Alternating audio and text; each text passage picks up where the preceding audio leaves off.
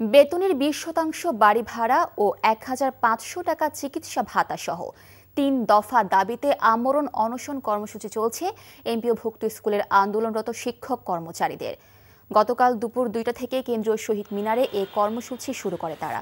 এছাড়া সারা দেশের সব শিক্ষা প্রতিষ্ঠানে ক্লাস, পরীক্ষা ও প্রশাসনিক কার্যক্রমে লাগাতার কর্মবিরতি চলছে বলেও জানান শিক্ষক নেতারা। অনশনের পাশাপাশি শনিবার দুপুরে কালো পতাকা মিছিল করবে বলে জানায় আন্দোলনকারীরা।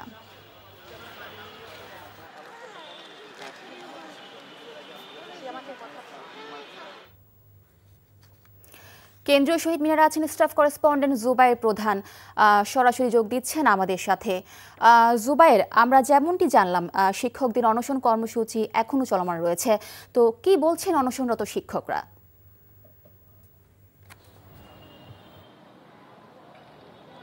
মিলি, সপ্তম দিনের মতো কিন্তু শিক্ষকদের যে অবস্থান কর্মসূচি সেটি কিন্তু চলমান রয়েছে। কেন্দ্রীয় শহীদ মিনারে গতকাল থেকে তারা অনশন কর্মসূচি পালন করছেন। তারা বলছেন যে দাবি না মানা পর্যন্ত তাদের এই আমরণ অনশন কর্মসূচি সেটি তারা চালিয়ে যাবেন। ৩ দফা দাবিতে তারা বলছেন যে মূল বেতনের যে ২০% বাড়ি ভাড়া সেটি করতে হবে। একই সাথে তারা বলছেন তাদের যে চিকিৎসা ভাতা যেটি তারা পাচ্ছেন ৫০০ টাকা সেটি বাড়িয়ে ১৫০০ টাকার দাবি তারা করেছেন। একই সাথে কর্মচারী যারা রয়েছেন তাদেরকে উৎসব ভাতা যেটি সেটি ৭৫% করার দাবিও কিন্তু তারা জানিয়েছেন। এখানে তারা আমরণ অনশন কর্মসূচি পালন করছেন। এখানে প্রচণ্ড রোদ, আমরা দাঁড়িয়ে আছি এবং শিক্ষকরা কিন্তু এখানে অনেকেই অসুস্থ হচ্ছেন, চিকিৎসা নিচ্ছেন, মেডিকেল টিম তারা আসছেন। সব কিছু মিলিয়ে তারা এখানে অবস্থান নেবেন এবং দাবি না আদায় পর্যন্ত কিন্তু তারা এখানে থাকবেন।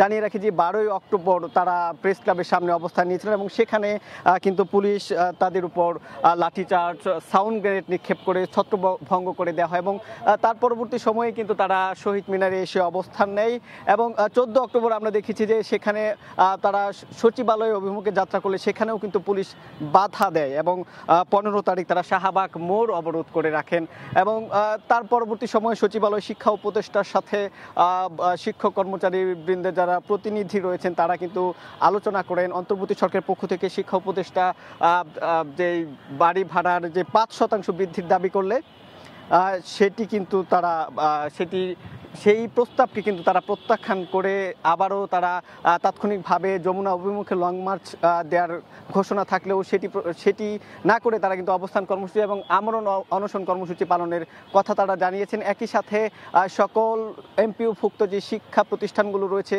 সেখানে তারা কর্মবিরতি সেটি তারা পালন করবেন। তাদের পক্ষ থেকে বলা হচ্ছে যে এখানে ২০০ জন অনশন কর্মসূচি পালন করছেন, আরও এসে কিন্তু এখানে তাদের সাথে আজকেও যোগ দেওয়ার কথা রয়েছে। তো মিলি, কেন্দ্রীয় শহীদ মিনার থেকে এই ছিল আমার কাছে সবশেষ। বগুড়ার বাগবাড়িতে জিয়াউর রহমান ফাউন্ডেশনের ২৬তম প্রতিষ্ঠা বার্ষিকী উপলক্ষে দিনব্যাপী বিশেষজ্ঞ স্বাস্থ্য সেবা শুরু হয়েছে। এই বিষয়ে জানাতে সেখান থেকে সরাসরি যোগ দিচ্ছেন স্টাফ করেসপন্ডেন্ট আতিকুর রহমান সোহাগ। সোহাগ, কি কি বিষয়ে স্বাস্থ্য সেবা দেয়া হবে এবং বিএনপির ভারপ্রাপ্ত চেয়ারম্যান কখন যোগ দেবেন?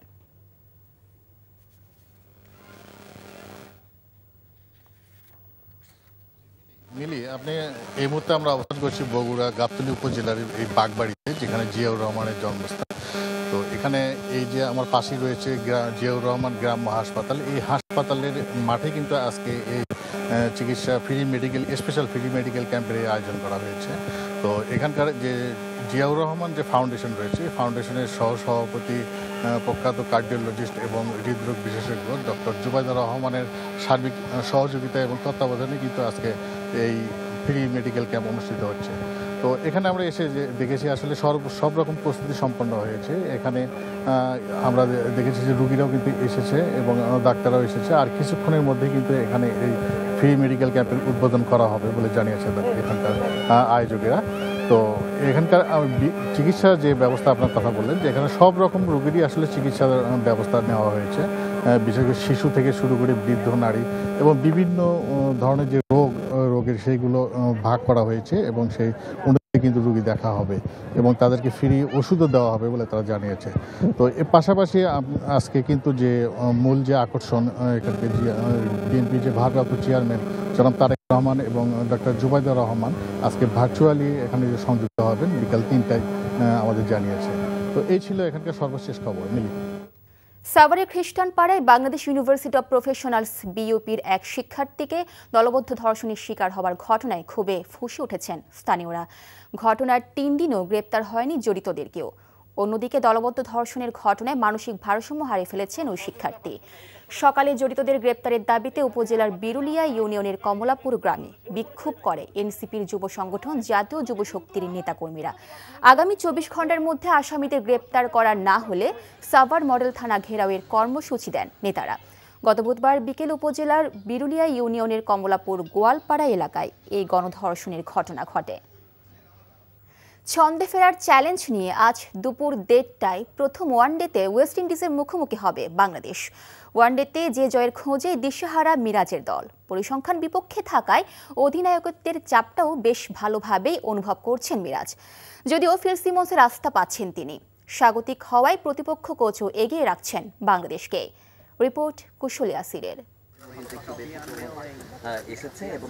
প্রশ্নবোধক চিহ্ন নিয়ে শুরু হচ্ছে মেহেদী হাসান মিরাজের ওয়েস্ট ইন্ডিজ সিরিজ। এখন পর্যন্ত ১০ ম্যাচে ৯টিতেই হেরেছে তার নেতৃত্বাধীন বাংলাদেশ। ঢাকার ঐতিহাসিক স্থাপনা লালবাগ কেল্লায় ট্রফিসহ ২ অধিনায়কের ফটো সেশনে নির্ভর থাকলেও বড় চ্যালেঞ্জ অপেক্ষা করছে মিরাজের জন্য। যদিও কোচ ফিল সিমন্স বলছেন মিরাজ অধিনায়ক হিসেবে ঠিকঠাক দায়িত্ব পালন করলেও জয় পেতে হলে দল হিসেবে খেলতে হবে। নিঃসন্দেহে মিরাজ ভালো অধিনায়ক। ২০০ রানের পরাজয় দেখে তার অধিনায়কত্ব বিবেচনা করা বোকামি। মাঠে তার অধিনায়কত্ব বেশ ভালো, তবে ম্যাচ জয়ের জন্য রানও করতে হবে।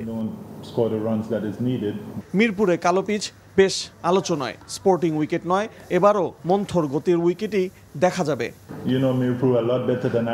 সাধারণত মিরপুরে উইকেট যেমন আচরণ করে ধারণা করছি এবারও তেমনই থাকবে। সবশেষ ২০১৮ সালে বাংলাদেশের মাটিতে জয় পেয়েছিল ক্যারিবীয়রা। তবে আফগানদের বিপক্ষে হোয়াইট ওয়াশ হয়ে ব্যাকফুটে স্বাগতিকরা। ক্যারিবীয় কোচ মিরাজদেরই এগিয়ে রাখছেন। ঘরের মাঠে খেলবে বাংলাদেশ। কন্ডিশন, সমর্থক সবই তাদের পক্ষে থাকবে। অবশ্যই তারা এগিয়ে থাকবে। আমাদের কাজ একটাই, কন্ডিশনের সঙ্গে নিজেদের মানিয়ে নেওয়া এবং নিজেদের মেলে ধরা।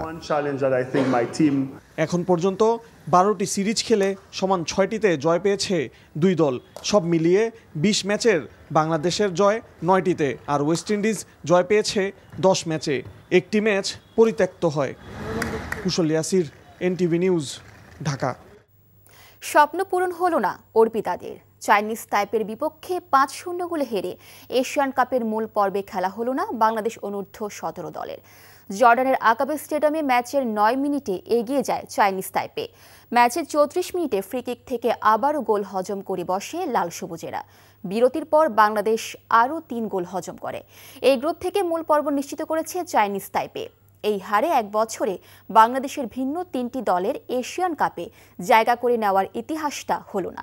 এর আগে জাতীয় দল ও অনূর্ধ্ব ২০ দল এশিয়ান কাপে মূল পর্বে খেলার যোগ্যতা অর্জন করেছে।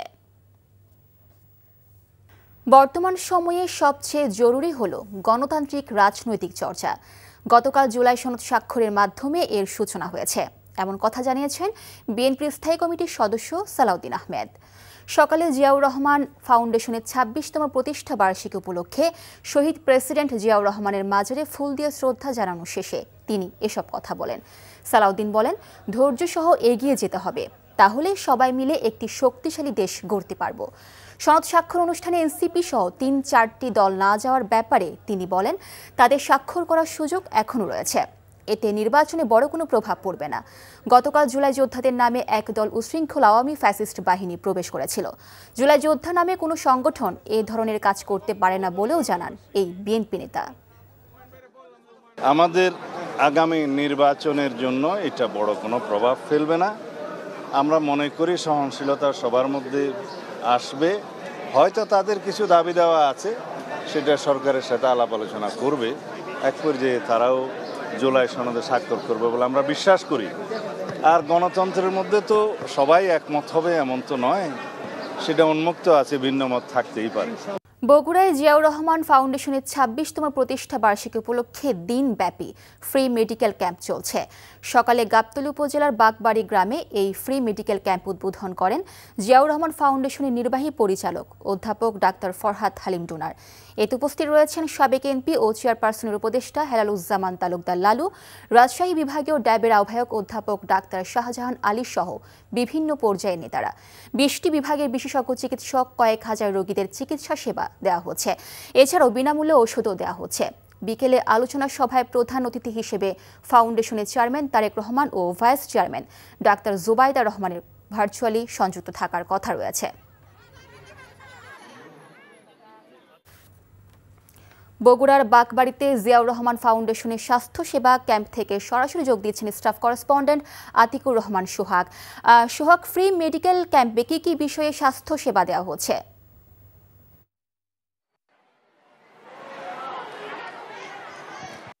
মিলি আমরা এই মুহূর্তে অবস্থান করছি বগুড়া যে গাবতলী উপজেলার এই বাগবাড়িতে। এখানে জিয়াউর রহমান যে গ্রাম হাসপাতাল রয়েছে, এই গ্রাম হাসপাতাল মাঠে কিন্তু আজকে এই ফ্রি মেডিকেল ক্যাম্পে অনুষ্ঠিত হচ্ছে। তো এখানে কিন্তু আমরা ফ্রি মেডিকেল ক্যাম্পে এসে দেখছি যে আসলে রোগীরা আসছে এবং বিভিন্ন বিভাগে কিন্তু 20টি বিভাগে কিন্তু এই রোগীদের বিভিন্ন ধরনের চিকিৎসা দেওয়া হচ্ছে। বিশেষ করে মেডিসিন, কার্ডিওলজি, গাইনি থেকে শুরু করে শিশু এবং নাক কান গলার যেগুলো আছে, এগুলো কিন্তু ঢাকা থেকে বিশেষজ্ঞ রোগীরা, চিকিৎসকরা এসেছে এবং জেলার বিভিন্ন স্থান থেকে কিন্তু রোগীরা এখনও আসছে এবং আমরা হচ্ছে যে আসে তারা টোকেন সংগ্রহ করছে এবং এই রোগীরা যে এসে তাদের প্রাথমিক চিকিৎসার পরে কিন্তু বিশেষজ্ঞ চিকিৎসকদের কাছে পাঠানো হচ্ছে। এর পরবর্তীতে যদি তাদের কোনো অপারেশন বা অন্য কোনো ব্যবস্থা নেওয়া হয়, সেই জন্য কিন্তু 2টি হাসপাতালেরও তারা ব্যবস্থা রেখেছে। তো আমরা তাদের সঙ্গে কথা বলে যাচ্ছি যে তাদের পর্যাপ্ত ওষুধ এবং প্রয়োজনীয় যে সমস্ত ওষুধ সামগ্রীর দরকার সেগুলো কিন্তু তাদেরকে বিতরণ করা হচ্ছে। এই ছিল মিলি বগুড়া এই হাসপাতাল থেকে সর্বশেষ ফ্রি মেডিকেল ক্যাম্প সর্বশেষ অবস্থা। কেন্দ্রীয় শহীদ মিনারে আছেন স্টাফ করেসপন্ডেন্ট জুবাইর প্রধান, সরাসরি যোগ দিচ্ছেন আমাদের সাথে। জুবাইর, শিক্ষকদের অনশন কর্মসূচি নিয়ে নতুন আর কি তথ্য আছে আপনার কাছে?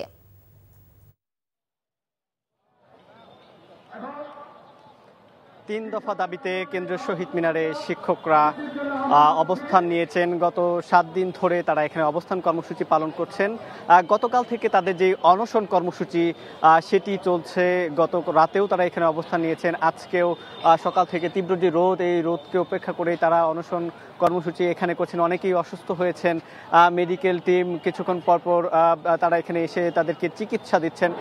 কিছুক্ষণ আগে এটি নেতৃত্বে যারা রয়েছেন, অধ্যক্ষ আজিজি সাহেব, তিনি এখানে এসে বক্তব্য দিয়েছেন। তিনি বলছেন যে শিক্ষক এবং সরকারকে মুখোমুখি দাঁড় করিয়ে সামনের যেই নির্বাচন, আসন্ন 13শ জাতীয় সংসদ নির্বাচনকে বানচাল করার একটা ষড়যন্ত্র করছে, এরকম মন্তব্য কিন্তু তিনি করেছেন এবং একই সাথে তিনি নতুন আরেকটি কর্মসূচি ঘোষণা করেছেন। তিনি বলছেন যে এখানে যারা আসলে অবস্থান নিয়েছেন তাদেরকে নিয়ে তিনি শিক্ষা ভবন হয়ে এবং কদম ফোয়ারা পর্যন্ত তারা একটি কালো পতাকা মিছিল তারা করবেন এবং সেটি শেষে সেখানে তারা বক্তব্য রাখবেন।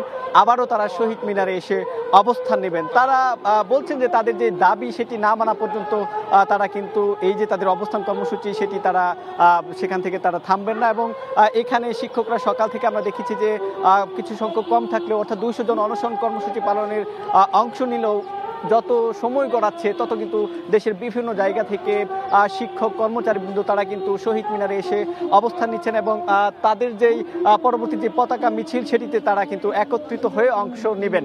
তো মিলি কেন্দ্রীয় শহীদ মিনার প্রাঙ্গণে এমপিওভুক্ত শিক্ষক এবং কর্মচারীদের যে 3 দফা দাবি, বাড়ি ভাড়া 20% করা দাবি সহ 3 দফা যে দাবি, সেখান থেকে এই ছিল আমার কাছে সবশেষ।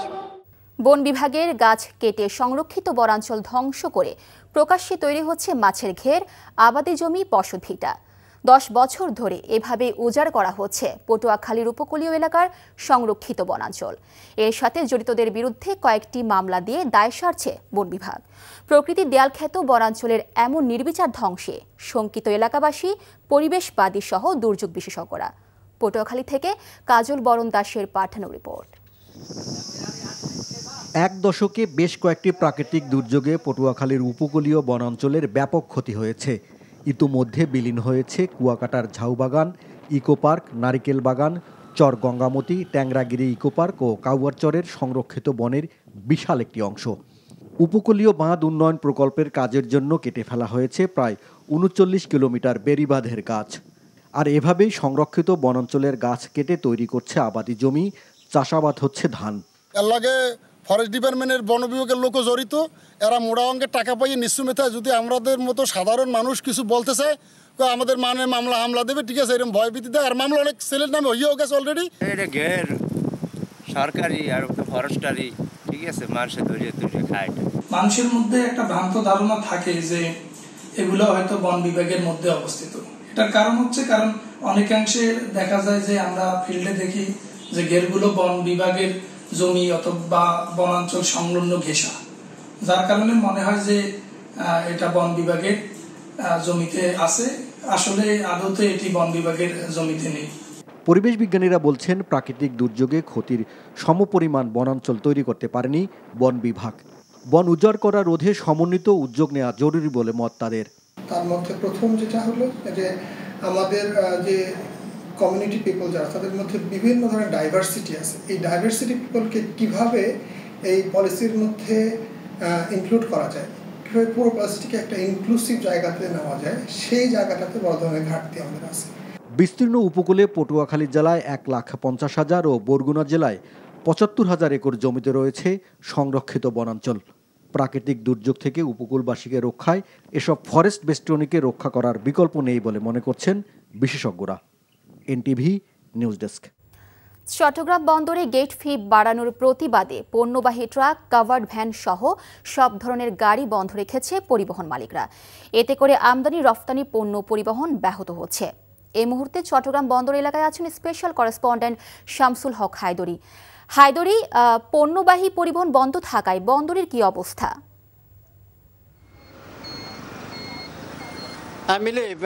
আমি যেখানে দাঁড়িয়েছি এটা চট্টগ্রাম বন্দরের অনেকগুলো গেটের মধ্যে অন্যতম প্রধান একটি গেট।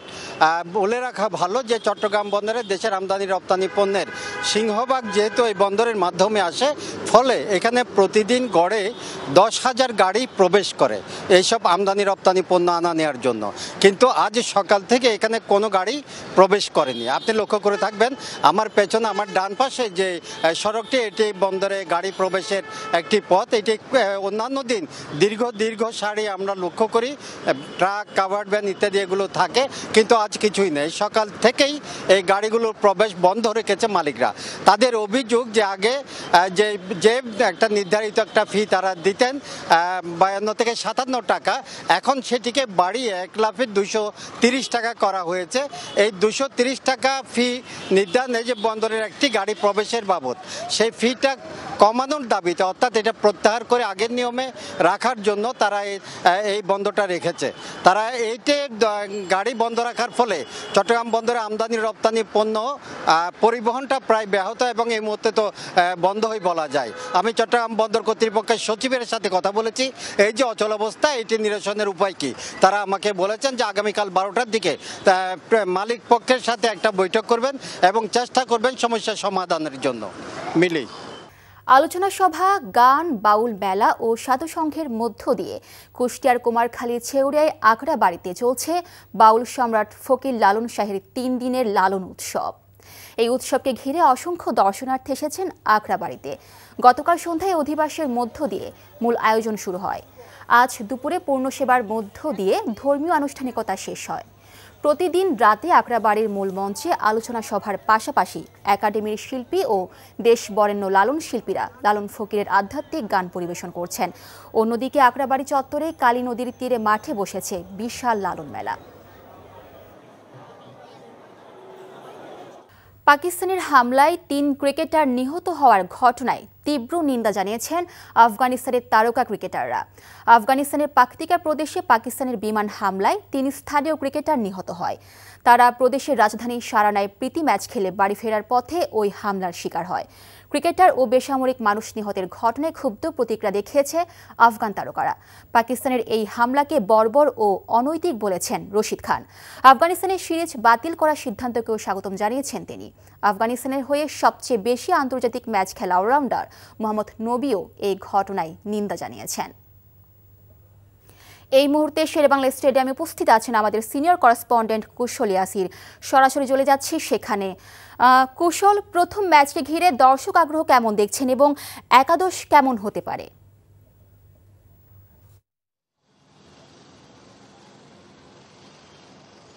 মিলি, প্রায় 2 বছর পর মিরপুর জাতীয় স্টেডিয়ামে ফিরেছে ওয়ানডে ক্রিকেট। 2023 সালে নিউজিল্যান্ড বিশ্বকাপের আগে যে দুটি ম্যাচ খেলেছিল বাংলাদেশ, এরপরে কিন্তু আর কোনো খেলা হয়নি। এখানে সকাল 10:30 নাগাদ কিন্তু খুলে দেওয়ার কথা ছিল এই গেটগুলো, কিন্তু এখন পর্যন্ত এই গেট কিছুক্ষণ আগে খুলেছে আমরা দেখেছি। এবং যদি দেখাতে যায় যে দর্শকরা কিন্তু তীব্র রোদের মধ্যেই কিন্তু তারা উপস্থিত হয়েছেন। দীর্ঘ লাইন ছিল, কিছুক্ষণ আগে গেট খুলে দেয় তারা কিন্তু ভেতরে প্রবেশ করছেন। বাংলাদেশ টিমের কথা যদি বলি, ধারণা করা হচ্ছে এই ম্যাচের মধ্যে 2 জন পেসার নিয়ে একাদশ সাজাবেন ফিল সিমন্স, এবং স্পিনারদের প্রাধান্যই বেশি থাকবে, কারণ মিরপুরের চিরায়ত যে উইকেট, এই উইকেটেই কিন্তু খেলা হচ্ছে। কাল আনুষ্ঠানিক যে প্রেস কনফারেন্স, সেখানে ফিল সিমন্স জানিয়েছেন এই কথাগুলো। এবং দর্শকদের সঙ্গে কথা বলছিলাম, তারা বলছিলেন যে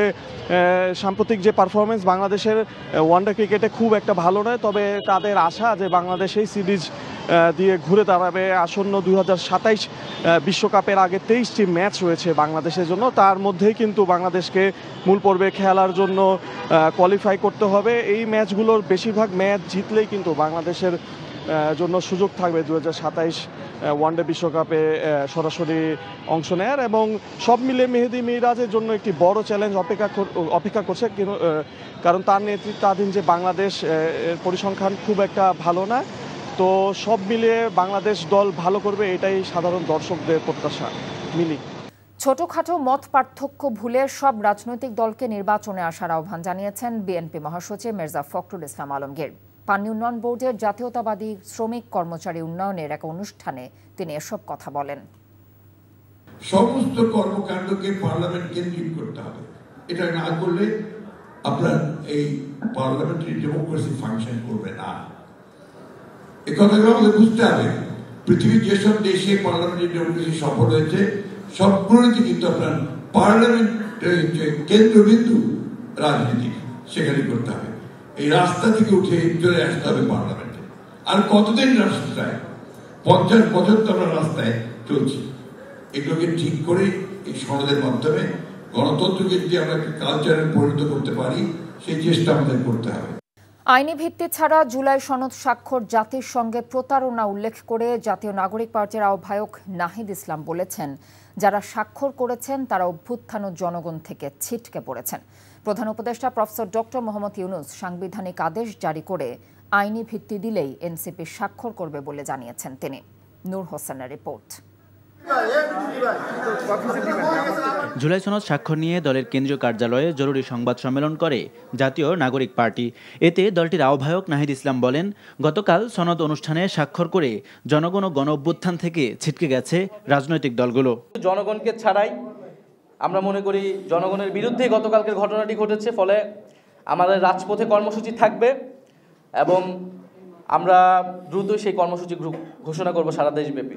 শেখ হাসিনা পতনের এক দফার ঘোষক নাহিদ ইসলাম বলেন, সাংবিধানিক আদেশ জারির ক্ষমতা রাষ্ট্রপতির থাকলেও তিনি গণ অভ্যুত্থানকে ধারণ করেন না। সনদের বৈধতা দিতে আদেশ জারি করতে হবে ডক্টর ইউনূসকে। বৈধতা একমাত্র উৎস হচ্ছে জুলাই গণ অভ্যুত্থান, এবং সেটা একমাত্র জারি করতে পারবেন সরকার প্রধান হিসেবে ডক্টর মোহাম্মদ ইউনূস। ফলে তার আদেশ জারির মাধ্যমেই এই সনদ একটি আইনি ভিত্তি পাবে, যার উপর দাঁড়িয়ে গণভোট এবং পরবর্তী কার্যক্রমগুলো হওয়া সম্ভব। এদিকে প্রতীক দেওয়ার বিষয়ে নির্বাচন কমিশন যদি অন্য কোনো প্রতীক চাপিয়ে দিতে চায়, এনসিপি তা মেনে নেবে না বলে জানিয়ে দেন দলটির এই শীর্ষ নেতা। কেন আমি শাপলা পেতে পারবো না? সাংবিধানিক আইনি একটা ব্যাখ্যা দিবেন, আমি অন্য প্রতীক নিয়ে নিব। জুলাই যোদ্ধাদের আওয়ামী ফ্যাসিস্ট বলে আখ্যায়িত করে বিএনপির স্থায়ী কমিটির সদস্য সালাউদ্দিন আহমেদের দেয়া বক্তব্যের নিন্দাও জানান নাহিদ। আমাদের আহ্বান থাকবে তিনি তার এই বক্তব্য অবিলম্বে প্রত্যাহার করবেন এবং সে আহত যোদ্ধা এবং শহীদ পরিবারদের কাছে ক্ষমা চাবেন এবং তাদের সাথে বসে জুলাই গণ অভ্যুত্থানের গল্পটা শুনবেন, ইতিহাসটা শুনবেন। নির্বাচনকে ঘিরে বিভিন্ন দল মাঠ প্রশাসনকে দলীয়করণ করছে অভিযোগ করে যোগ্যদের পদায়নের দাবি জানান নাহিদ ইসলাম। নূর হোসেন, এনটিভি নিউজ, ঢাকা। বাড়ি ভাড়া মূল বেতনের 20% করা সহ 3 দফা দাবিতে সপ্তম দিনের মতো আন্দোলন করছেন এমপিওভুক্ত শিক্ষক কর্মচারীরা। দাবি আদায় অবস্থান কর্মসূচির পাশাপাশি আমরণ অনশন পালন করছেন তারা। সকাল থেকে কেন্দ্রীয় শহীদ মিনারে জড়ো হতে থাকেন শিক্ষকরা। পরে কালো পতাকা মিছিল নিয়ে শিক্ষা ভবনের সামনে হয়ে কদম ফোয়ারায় গিয়ে অবস্থান নেন তারা। এ সময় শিক্ষকদের আন্দোলনে সংহতি জানাতে তাদের সাথে যোগ দেন গণ অধিকার পরিষদের সাধারণ সম্পাদক মোহাম্মদ রাশেদ খান। সরকারকে 24 ঘন্টার মধ্যে দাবি মেনে নেবার আহ্বানও জানিয়েছেন তিনি। শিক্ষক ও সরকারকে মুখোমুখি দাঁড় করিয়ে নির্বাচন বানচালের ষড়যন্ত্র চলছে এমন অভিযোগ করে এমপিওভুক্ত শিক্ষা জাতীয়করণ প্রত্যাশী জোটের সদস্য সচিব অধ্যক্ষ দেলওয়ার হোসেন আজিজি রাজনৈতিক দলগুলোকে শিক্ষকদের পাশে দাঁড়ানোর আহ্বান জানিয়েছেন। শিক্ষকরা দুর্নীতি করে না, দুর্নীতি করে আমলারা, দুর্নীতি করে আপনার সরকারের সাথে যারা রয়েছে তারা। সুতরাং এই শিক্ষকদেরকে আর এক মুহূর্তের জন্য কষ্ট দিবেন না। আজকের মধ্যেই তাদের দাবি আপনাদেরকে মানতে হবে। এই মুহূর্তে কেন্দ্রীয় শহীদ মিনারে আছেন স্টাফ করেসপন্ডেন্ট জুবাইর প্রধান। আমরা সরাসরি যুক্ত হচ্ছি তার সাথে। জুবাইর, অনশনরত শিক্ষকরা কি বলছেন, কি অবস্থা দেখছেন সেখানে? নাহিয়ান, 7 দিন হয়ে গেলেও শিক্ষকদের যেই 3 দফা দাবি, সেই 3 দফা দাবি কিন্তু এখনো মেনে নেওয়া হয়নি এবং সেই দাবি আদায়ের লক্ষ্যে কিন্তু তারা আমরণ অনশন কর্মসূচি পালন করছেন কেন্দ্রীয় শহীদ মিনার প্রাঙ্গণে। গতকাল 2টা থেকে তারা অনশন কর্মসূচি শুরু করলেও এখনো সেটি চলমান রয়েছে। তারা বলছেন যে দাবি আদায় না হওয়া পর্যন্ত তাদের এই অনশন কর্মসূচি সেটি কিন্তু চলমান থাকবে। জানিয়ে রাখি যে আজকে ঢাকায় গরমের যে বিষয়টি সেটি অনেক বেশি এবং এই গরমকে উপেক্ষা করে এই রোদের মধ্যেই কিন্তু শিক্ষকরা তারা স্লোগানে এখানে অনশন কর্মসূচিতে অংশ নিয়েছেন। সকাল থেকেই দেশের বিভিন্ন জায়গা থেকে এসে কিন্তু এখানে যোগ দিয়েছেন। গত 12 অক্টোবর শিক্ষকদের যেই অবস্থান কর্মসূচি ডাক দেওয়া হয়েছিল, প্রেস ক্লাবে তারা জড়ো হয়েছেন। সেখানে পুলিশ কিন্তু লাঠিচার্জ এবং সাউন্ড গ্রেনেড নিক্ষেপ করে তাদেরকে যেই ছত্রভঙ্গ করে তারপর থেকে কিন্তু শহীদ মিনারে তারা কিন্তু এসে অবস্থান নিয়েছেন। এরপরে আমরা দেখেছি সচিবালয়ে শিক্ষা উপদেষ্টার সাথেও কথা হয়েছে, সেখানেও তাদের ফলপ্রসূ আলোচনা না হওয়ার কারণে তারা কিন্তু আমরণ অনশন কর্মসূচি সেটি তারা পালন করছেন। তারা বলছেন যে তাদের যে মূল বেতনের 20% বাড়ি ভাড়া সেটি কিন্তু দিতে হবে। একই সাথে তারা বলছেন চিকিৎসা ভাতা যেটি তারা 500 টাকা পাচ্ছেন সেটিকে 1500 টাকা করার দাবি তারা জানাচ্ছেন। তারা বলছেন যে কর্মচারী যারা রয়েছেন তাদের উৎসব ভাতা সেটি 75% করার দাবিও কিন্তু এই আমরণ কর্মসূচি থেকে তারা জানাচ্ছেন। তো নাহিয়ান, কেন্দ্রীয় যে শহীদ মিনার সেখানে 3 দফা দাবিতে শিক্ষক কর্মচারীরা অবস্থান নিয়েছেন। তারা আমরণ অনশন করবেন যদি তাদের দাবি আদায় না হয়। এই ছিল আমার কাছে সবশেষ। শিক্ষকদের ন্যায্য দাবির সাথে বিএনপি নীতিগতভাবে একমত বলে জানিয়েছেন দলটির মহাসচিব মির্জা ফখরুল ইসলাম আলমগীর। আজ গণমাধ্যমে পাঠানো এক বিবৃতিতে তিনি বিএনপির এই মনোভাবের কথা জানিয়েছেন। মির্জা ফখরুল বলেন, দেশের একটি দায়িত্বশীল রাজনৈতিক দল হিসেবে বিএনপি এবং দলের ভারপ্রাপ্ত চেয়ারম্যান তারেক রহমান শিক্ষকদের দাবির প্রতি একমত। সর্বস্তরের শিক্ষকদের জন্য বিএনপির অগ্রাধিকার হল যুক্তিসঙ্গত আর্থিক সুবিধা নিশ্চয়তা সহ চাকরির নিরাপত্তা, শিক্ষকদের সর্বোচ্চ সামাজিক মর্যাদা প্রদান এবং তাদের অবদানের রাষ্ট্রীয় স্বীকৃতি দেয়া।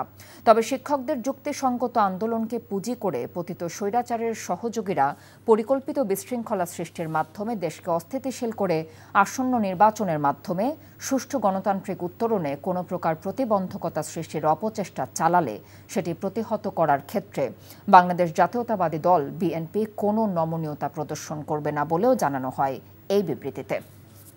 চট্টগ্রাম বন্দরে গেট ফি বাড়ানোর প্রতিবাদে পণ্যবাহী ট্রাক, কাভার্ড ভ্যান সহ সব ধরনের গাড়ি বন্ধ রেখেছে পরিবহন মালিকরা। এতে করে আমদানি রপ্তানি পণ্য পরিবহন ব্যাহত হচ্ছে। দেশের আমদানি রপ্তানির সিংহভাগ পরিবাহিত হয় চট্টগ্রাম বন্দরের মাধ্যমে। এ কারণে প্রতিদিন গড়ে 10,000 গাড়ি প্রবেশ করে বন্দরের জেটি সমূহে। হঠাৎ করে বন্দর কর্তৃপক্ষ প্রতিটি গাড়ি জেটিতে প্রবেশে আগে 57 টাকা গেট ফি বাড়িয়ে 230 টাকা নির্ধারণ করে। এতে পরিবহন মালিকরা ক্ষুব্ধ হয়ে পণ্য পরিবহন বন্ধ করে দেয়। ফলে বন্দরে জাহাজ থেকে মালামাল ওঠানামা স্বাভাবিক থাকলেও পরিবহনে অচলাবস্থার সৃষ্টি হয়। বিগত আওয়ামী লীগ সরকারের একটি উদ্যোগ হঠাৎ করে চাপিয়ে দেবার প্রতিবাদে সেটি প্রত্যাহার না হওয়া পর্যন্ত গাড়ি না চালানোর সিদ্ধান্ত নেয় পরিবহন মালিকরা। নারায়ণগঞ্জের কল্যাণী খাল পুনরুদ্ধারে ব্যক্তিগত উদ্যোগে পরিচ্ছন্নতা কর্মসূচি পালন করেছে জেলা যুবদলের সদস্য সচিব মশিউর রহমান রনি। শুক্রবার জেলার ফতুল্লার কাশীপুর ভোলাইলের কল্যাণী খালের 3 কিলোমিটার অংশের ময়লা আবর্জনা পরিষ্কার করা হয়। জেলা যুবদলের সদস্য সচিব মশিউর রহমান রনি বলেন, নারায়ণগঞ্জ সিটি কর্পোরেশন সহ বিভিন্ন এলাকার গৃহস্থালির বর্জ্য ফেলায় খালটি ভরাট হয়ে গেছে।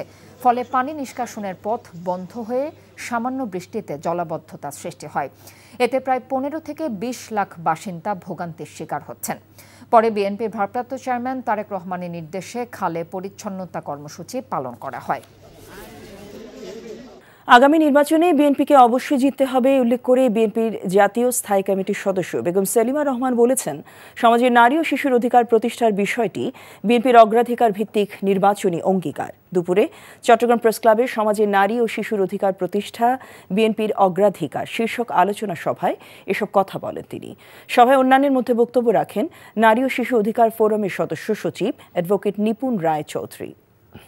দেশে নিরাপদ খাদ্য ও বিশুদ্ধ পানির কারণে মানুষের জীবন বিপন্ন হচ্ছে বলে মন্তব্য করেছেন বক্তারা। সকালে রংপুর বিভাগীয় কমিশনারের সম্মেলন কক্ষে বক্তারা এসব কথা বলেন।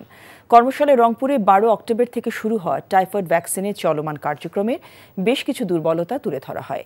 জাতীয় গণমাধ্যম ইনস্টিটিউটের মহাপরিচালক হিরুজ্জামানের সভাপতিত্বে এই কর্মশালায় অতিরিক্ত বিভাগীয় কমিশনার আবু জাফর সহ বিভাগীয় স্বাস্থ্য পরিচালক ডক্টর গাউসুল আজিম চৌধুরী বক্তব্য রাখেন।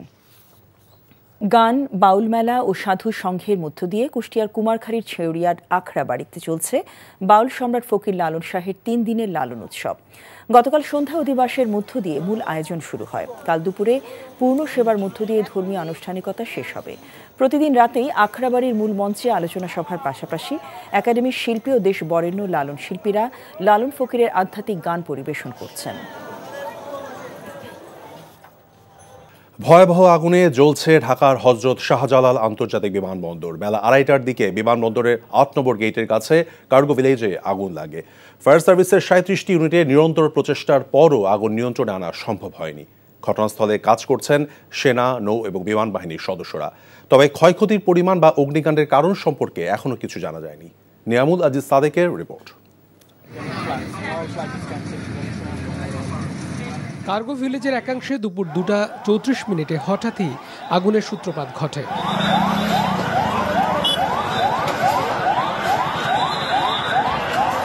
মুহূর্তেই আগুন ছড়িয়ে পড়ে পুরো কার্গো ভিলেজ সহ 8 নম্বর গেটের আশপাশে।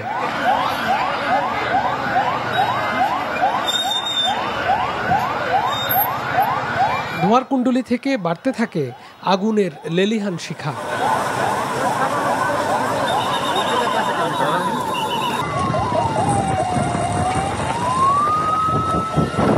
শুরুতে ফায়ার সার্ভিসের 9টি ইউনিট কাজ শুরু করলেও যোগ দিতে থাকে নতুন নতুন ইউনিট।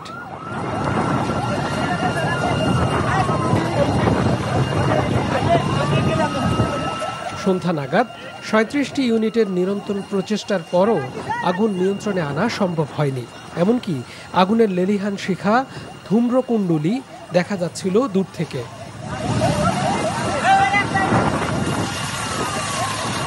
আগুন নিয়ন্ত্রণে কাজ করা ফায়ার সার্ভিস ও আনসার সদস্যদের অনেকে আহত হন। দেশের প্রধান বিমানবন্দরের পোস্ট অফিস ও বিমানের হ্যাঙ্গারের পাশেই থাকা এ স্থানে আমদানি করা গার্মেন্টস ও অন্যান্য পণ্য ছিল। মুহূর্তেই সেসব পুড়ে ছাই হয়ে যায়। কার্গো ভিলেজের বাইরে উৎসুক জনতাকে সরে যেতে বলে সেনাবাহিনী। ঘটনাস্থলের আশপাশের বেশিরভাগ এলাকায় যান চলাচল বন্ধ রাখা আছে। আমাদের হিউজ পরিমাণে পানি দিচ্ছে, আমরা সেগুলা ভিতরে দিচ্ছি।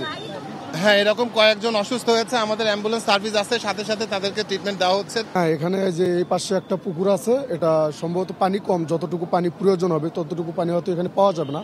আসলে আস্তে আস্তে বাড়লো, পরে আমি এখানে এখন পর্যন্ত এখানেই, পরে আধা ঘন্টা পরে ফায়ার সার্ভিস ঢুকলো, তারপরে সবাই সেনাবাহিনী আসলো, পুলিশ টুলিশ যারা এখানে আগে থেকেই ছিল, যখন প্রথম থেকেই আসছে সেনাবাহিনী আগে থেকেই ছিল, আর ফায়ার সার্ভিস তো সেনাবাহিনীর পরে আসছে দেখলাম। বিমানবন্দরের মুখপাত্র মোহাম্মদ মাকসুদুল হাসান বলেন, আগুন একদিকে নিয়ন্ত্রণে এলেও অন্যদিকে ছড়িয়ে পড়ছে। বিপুল আমদানি পণ্য পুড়ে যাওয়ায় এবং হযরত শাহজালাল আন্তর্জাতিক বিমানবন্দরে আসার অপেক্ষায় থাকা পণ্যগুলো নিয়ে দুশ্চিন্তায় ব্যবসায়ীরা। Niamul Aziz Sadek, NTV news, Dhaka. ঢাকার পরিবর্তে 8টি ফ্লাইট অবতরণ করেছে চট্টগ্রাম বিমানবন্দরে। সেখানে আছেন আমাদের স্পেশাল করেসপন্ডেন্ট শামসুল হক হায়দরি। হায়দরি, চট্টগ্রাম বিমানবন্দরে তো কয়েকটি ফ্লাইট নেমেছে, যাত্রীদের কোথায় নেওয়া হয়েছে?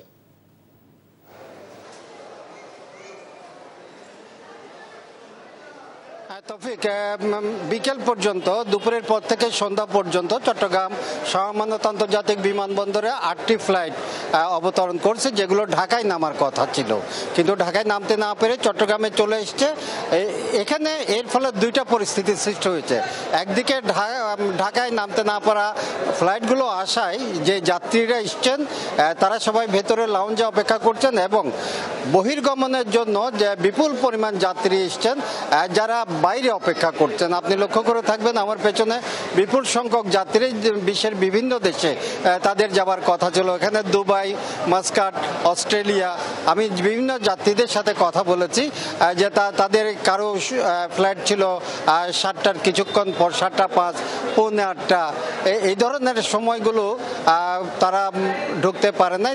তাদের ফ্লাইট অনিশ্চয়তার মধ্যে আছে। তারা বিমানবন্দর কর্তৃপক্ষের সাথে কথা বলেছে তারা উত্তর জেনেছে যে রাত 9টা পর্যন্ত তারা কিছুই সিদ্ধান্ত দিতে পারছেন না। আমরা জেনেছি চট্টগ্রাম শাহমানত আন্তর্জাতিক বিমানবন্দরের যিনি তথ্য কর্মকর্তা, তাই তিনি আমাদেরকে জানিয়েছেন যে ঢাকা বিমানবন্দর প্রথমে সন্ধ্যে 6টা পর্যন্ত এবং পরে সেটি বাড়িয়ে রাত 9টা পর্যন্ত সকল ধরনের বিমান ওঠানামা বন্ধের সিদ্ধান্ত আছে। অতএব ঢাকার সেই সময়টা শেষ হওয়ার পর বোঝা যাবে যে সেখানে রানওয়ে চলাচলের উপযোগী হয়েছে কিনা। যদি সেক্ষেত্রে 9টার পর যদি চলাচলের উপযোগী হয়ে থাকে, নির্বিঘ্ন হয়ে থাকে, তখন সেক্ষেত্রে যে আভ্যন্তরীণ এবং আন্তর্জাতিক ফ্লাইটগুলো চলাচল করবে। আমরা আরেকটা বিষয় জানিয়ে রাখি যে কিছু ফ্লাইট ছিল চট্টগ্রাম থেকে সরাসরি মিডল ইস্টে যাবার, যেগুলো ঢাকার সাথে যাদের কোনো কানেকশন ছিল না, কিন্তু তারাও কিন্তু এখানে আটকে আছে। তাদের সমস্যাটা হচ্ছে তারা যে ফ্লাইটগুলোতে যাবে সেই ফ্লাইটগুলো এসে পৌঁছায়নি সময় মতো, যে কারণে তাদেরকে অপেক্ষা করতে হচ্ছে। এবং বিমানবন্দর কর্তৃপক্ষ তাদেরকে বলেছেন যে অন্তত আপনারা 9টা পর্যন্ত অপেক্ষা করেন, আমরা চেষ্টা করব আপনাদেরকে সিদ্ধান্ত জানাবার জন্য। এই ছিল তৌফিক এখানকার সর্বশেষ। জানছিলাম চট্টগ্রাম বিমানবন্দরের খবর। এখন যাব সিলেটে, যেখানে আছেন আমাদের স্টাফ করেসপন্ডেন্ট সজল ছত্রী। সরাসরি যাচ্ছি তার কাছে। সজল, সিলেট বিমানবন্দরে কি একটি ফ্লাইট নেমেছে? কর্তৃপক্ষ কি বলছেন?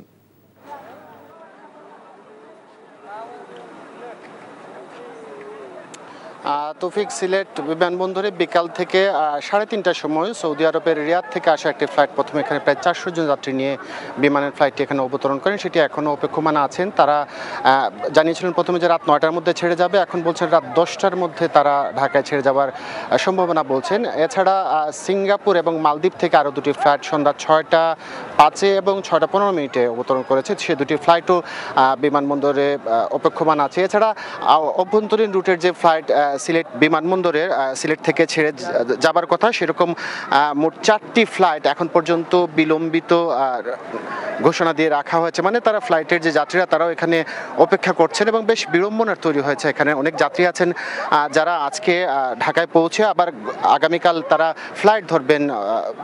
আমরা এরকম পেয়েছি, একজন যাচ্ছেন যিনি সিঙ্গাপুর, তিনি বলছেন যে এখন বিকল্প উপায়ে তিনি হয়তো যাবেন, কিন্তু সেক্ষেত্রে ঢাকা সিলেট হাইওয়ের অবস্থা যেহেতু খারাপ, তিনি ফ্লাইট মিস করেন কিনা সেই ভয়টিও আছেন। এছাড়া আরও অনেক যাত্রী এখানে বিড়ম্বনা পড়েছেন এবং বিকাল থেকে যারা আটকা পড়েছেন তারা কিন্তু বাইরেও যোগাযোগ করতে পারছে না, যার কারণে তারাও বিমানবন্দরের ভিতরেই আটকা পড়ে আছেন। এবং আমাদের বিমানবন্দর কর্তৃপক্ষ যেটি বলছে যে আসলে ঢাকার পরিস্থিতির উপরে নির্ভর করবে, ফ্লাইটগুলোকে বাতিল করা হবে অভ্যন্তরীণ ফ্লাইটগুলোকে, এবং অন্যান্য যে আন্তর্জাতিক ফ্লাইটের যাত্রী আছে আন্তর্জাতিক ফ্লাইটগুলো আবার কখন ঢাকার উদ্দেশ্যে ছেড়ে যাবেন সেটি এখনও নিশ্চিত করে বলা যাচ্ছে না। তবে তারা বলছেন যে আরও যদি কোনো ফ্লাইটও এখানে জরুরি অবতরণ করতে হয় দেশের কোনো ফ্লাইট, সেটিও তারা প্রস্তুতি রেখেছেন। এবং জানেন যে ওসমানী আন্তর্জাতিক বিমানবন্দরে সাধারণত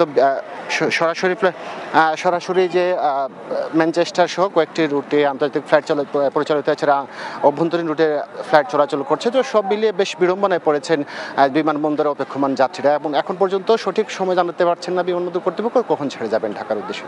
বিএনপি ক্ষমতায় গেলে গ্রামীণ মানুষের স্বাস্থ্যসেবা নিশ্চিতে হেলথ কেয়ার নামে গ্রামে গ্রামে স্বাস্থ্যসেবা সুবিধা চালু করবেন বলে জানিয়েছেন দলটির ভারপ্রাপ্ত চেয়ারম্যান ও জিয়াউর রহমান ফাউন্ডেশনের চেয়ারম্যান তারেক রহমান। সন্ধ্যায় বগুড়ায় জিয়াউর রহমান ফাউন্ডেশনের ২৬তম প্রতিষ্ঠাবার্ষিকী উপলক্ষে দিনব্যাপী ফ্রি মেডিকেল ক্যাম্প অনুষ্ঠানে ভার্চুয়ালি যোগ দিয়ে এসব কথা বলেন তিনি।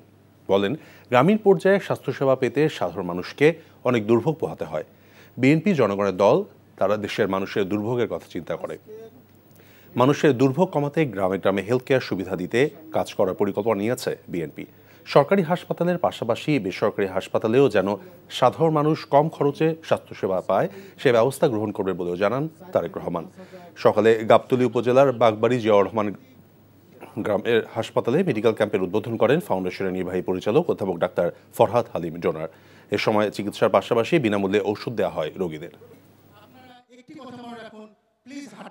ইনশাআল্লাহ বিএনপি সরকার গঠন করলে পরে আমরা হেলথ কেয়ারের নামে আমরা গ্রামে গ্রামে এইরকম একটি টিম তৈরি করব যারা মানুষের কাছে যাবে, মানুষকে বোঝাবে যে ভাই এই জিনিসটা খেলে তোমার হার্টের অসুখ হবে না, এই জিনিসটা খেলে তোমার ডায়াবেটিক হবে না, যাতে দেশে কম সংখ্যক মানুষ অসুস্থ হয়। এইটি থাকবে আমাদের উদ্যোগ। একটি দেশ তৈরি করব, করতে পারবো ইনশাআল্লাহ, যেখানে অধিকাংশ মানুষ সুস্থ থাকবে।